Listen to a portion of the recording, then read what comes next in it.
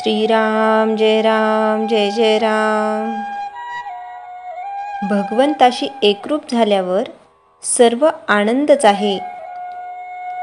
भक्त झाल्यावर माणूस ज्या आनंदात असतो तो आनंद वर्णन करून समजणार नाही.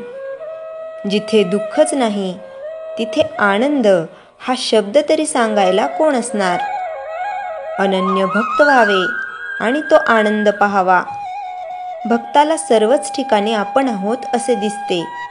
म्हणजे सर्व चराचर वस्तू तो भगवत रूपच पाहत असतो. एखाद्या खोलीत सर्व बाजूंनी आरसे ठेवलेले असले तर कुठेही पाहिले तरी आपल्याला काय दिसेल? आपल्या स्वतःशिवाय दुसरे काहीच दिसणार नाही. म्हणजे सर्व ठिकाणी एकभाव झाला. तिथे दुःखाचे कारणच नाही. तिथे सर्वच आनंद असतो. त्याप्रमाणे भक्त भगवंतापाशी एकरूप झाला. तिथे आनंदाशिवाय दुसरे काय असणार? जे याप्रमाणे जगात वावरतात ते आपल्या आनंदात राहूनही इतर लोकांप्रमाणे वागत असतात.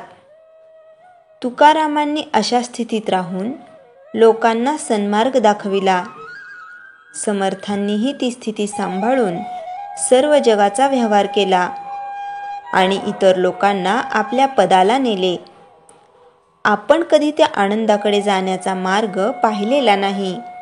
म्हणून ज्यांनी तो आनंद पाहिला आहे आणि जे सदैव त्या आनंदातच राहतात त्यांच्या सांगण्याप्रमाणे वागणे हेच श्रेयस्कर आहे. म्हणजेच गुरु आज्ञेप्रमाणे वागणे. आपल्याला वाट्याडा भेटला म्हणजे त्याच्यावर विश्वास ठेवून आपण चालतो. त्याप्रमाणे गुरूंच्या वचनावर विश्वास ठेवून आपण वागावे म्हणजे आपले हित होते. एखाद्या आंधळ्या माणसाने साखर समजून जर मीठ खाल्ले तर ते खारट लागल्या वाचून राहणार नाही. त्याप्रमाणे आनंद मिळेल या कल्पनेने आपण विषयाची संगत धरली पण त्यापासून दुःखच प्राप्त झाले.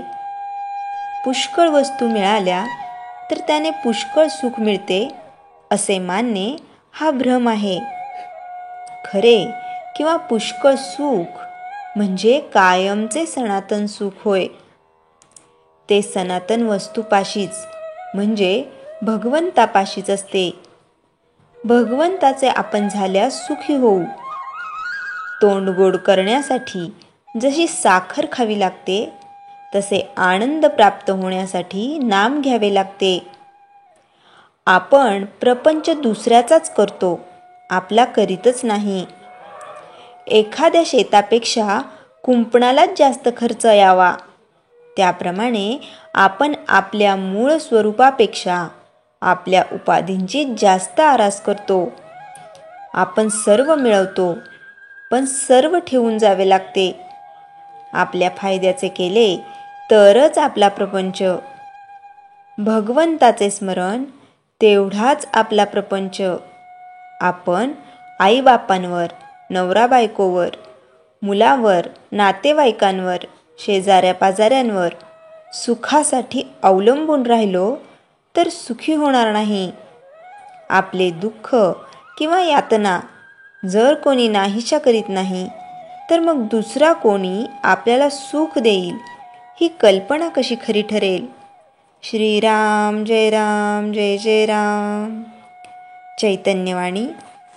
परमात्म्याचा आनंद अखंड मिळावा, मी त्याचा व्हावे ही दृष्टी ठेवून नामस्मरण करावे. श्रीराम जय जय राम.